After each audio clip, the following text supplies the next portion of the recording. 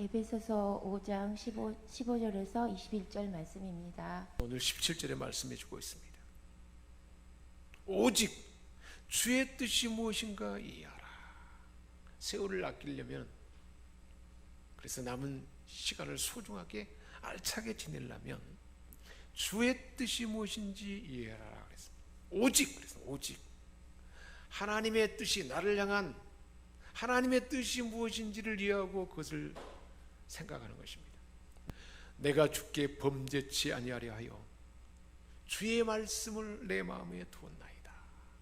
하나님 말씀을 늘 마음 안에 두면 어떻게 된다고요? 죄 가운데 빠지고 무질서한 삶을 살아가는데 그게 제어가 된다는 것입니다. 요한복음 14장 26절에서도 우리 주님 말씀했습니다. 아버지께서 내 이름으로 보내실 성령 그가 너희에게 모든 것을 가르치시고 내가 너희에게 말한 모든 것을 생각나게 하리라. 필요를 채우시려고 늘 하나님은 우리에게 준비하시고 우리가 함께 한다는 거예요. 우리 믿는 자의 마음속에 운행하신다 그랬습니다. 하나님께서는 사랑하는 자녀를 다 아신 것입니다. 그 모든 체질을 아시고 형편을 아시고 무엇이든지 채워주기를 원하신다는 겁니다. 왜 이렇게 성령으로 충만하도록 하나님은 준비하시고 그렇게 하시는 것일까요? 결국 저와 여러분을 높이시려고, 세상 사람들 가운데 높이시려고, 부족한 자들이지만 높이신다는 거예요. 높이고 강하게 하고 결국은 하나님의 대행자가 되도록, 하나님이 사랑하는 아들, 하나님의 아들 예수 그리스도의 형상을 닮아가도록, 주님 닮은 모습이 나타나도록 우리로 성령으로 충만하게 한다는 것입니다. 우리 주님이 그래서 말씀했습니다. 요한복음 7장 38절에 나를 믿는 자는 성경의 이름과 같이 그 배에서 생수의 강이 흘러나리라. 할렐루야. 생수의 강은 성령이 충만해서 성령이 역사하심이, 성령의 그 함께하심이 나타난다는 것입니다. 주님의 성품처럼 나타난다는 것입니다. 이렇게 성령님은 우리 안에 그렇게 역사한다는 것입니다. 이 일이 지속되도록 하나님은 예비했다는 거예요. 성령 충만함을 입은 사람은, 그리고 이 삶이 지속되도록 하려면 세 가지가 늘 계속 흘러가야 된다는 거예요. 그 첫 번째가 뭐냐? 19절에 말씀하고 있어요. 신령한 노래들로 서로 화답하며 너희 마음으로 주께 노래하며 찬송하라. 신령한 노래, 시, 그리고 찬송, 이것으로 서로 화답하며 마음으로, 영으로 찬양하며 하나님을 찬양하는 것이라. 성령 충만함은 찬양의 마음이 쏟아난다는 거예요. 술 취함과 대리력이에요. 그러니까 술 취하는 것에 빠지려고 할 때 우리는 어떤 데에 더 관심을 가져야 될까요? 성령 충만한 데 관심을 가져야 된다. 그 시간에 오히려 찬양하고 하나님을 찬양하고 이 하나님 앞에 하나님을 높이고 이런 데에 관심을 가지고 충만하면 지속된다는 거예요. 그렇기 때문에 성령 충만한 사람들의 모습은 기쁨과 행복에 가득한 찬양이 늘 막 마음 안에 막 솟아난다는 거예요. 어떻게 찬양해야 되는가요? 시로 찬양을 했어요. 시는 시편에 있는 시가 있잖아요. 하나님을 찬양하는 시편의 모습대로, 그것이 바로 그것으로 찬양하는 것이고, 찬미는 교회에 우리가 정해져 있는 찬송하잖아요.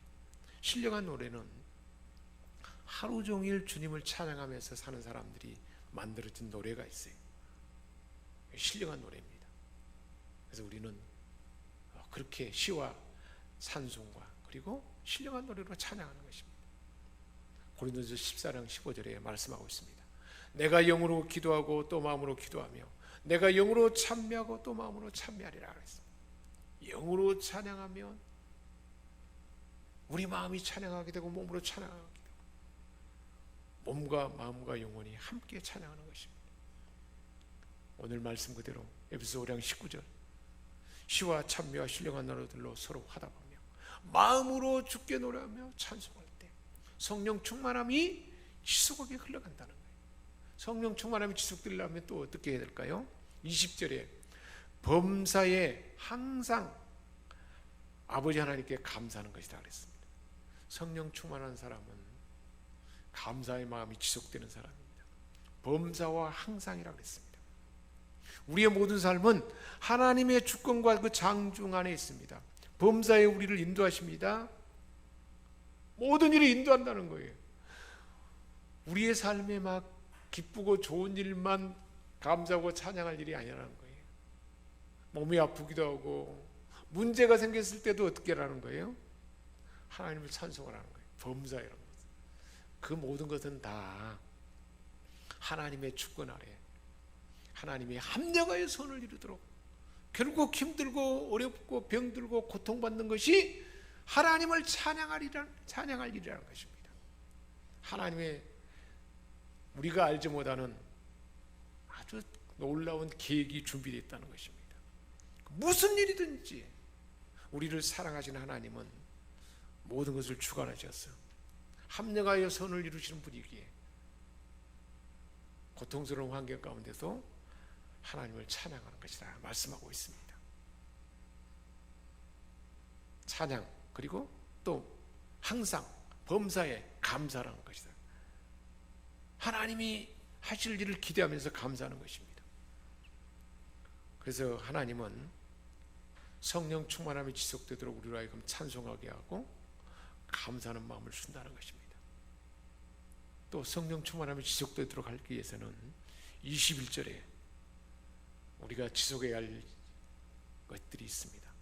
그리스도를 경외함으로 피차 복종하는 것입니다. 하나님을 경외하고 하나님을 사랑하고 두려워하는 가운데 성령 충만함을 깨뜨리는 술 취함이나 잘못된 것에 빠지기보다는 오히려 다른 사람을 존중히 여기고 복종하는 것이에요. 엄마, 아빠로서 아이에게 오히려 복종하는 마음으로 아이들을 존중하는 거예요. 부부가 서로를 복종하는 마음으로 서로를 존중히 여기는 것. 이게 성령 충만함을 깨뜨리지 않고 지속하게 한다는 것이에요. 그것이 바로 성령 충만함을 지속하게 하는 하나의 원리라는 거예요. 그러니까 서로에게 순종하고 하나님의 교회 안에서도 서로에게 순종하고 분열이나 질투나 이기심을 제어하고 하나님을 경외하는 가운데 오히려 서로를 존경하는 마음 가운데 복종하는 것입니다. 그럴 때 성령 충만함이 지속된다는 거예요. 우리 하나님께서는 이 시대에 하나님을 대신하는 주도자대로 우리를 삼으셨습니다. 그래서 많은 사람들을 구원해내고 사람들에게 소망을 주고 희망을 주기 위해서 우리에게 불렀는데 시대는 악하다고 했습니다.